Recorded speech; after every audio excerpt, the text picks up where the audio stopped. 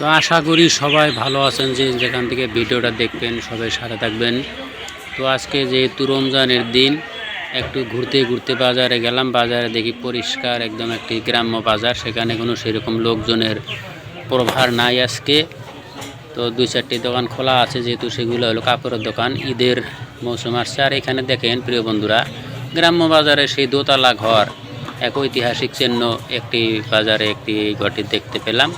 তা আমি এখান থেকে ঘুরতে ঘুরতে আমার এক বন্ধুর কাছে গেলাম, সে বুন্দি বানাতেছে, তার সাথে কথা বলে দেখি। আপনারা সবাই সাথে থাকেন। আসসালামু আলাইকুম। ওয়ালাইকুম আসসালাম। এটা কি এরকম বানাইতেছেন? এটা বন্দা বানাবো না আরো কিছু কিছু বানাইতে পারেন এরকম করে? অনেক কিছু পারি। সবগুলোকে একই তরিকায় নাকি?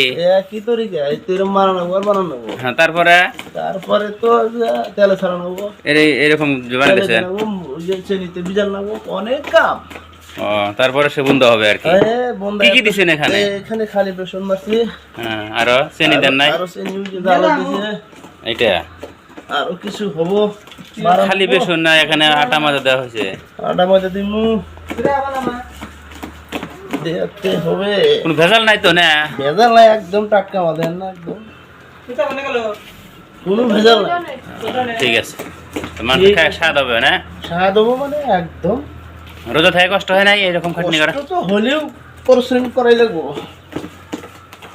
নাহলে কি আর হবো নাকি? দোয়া করেন।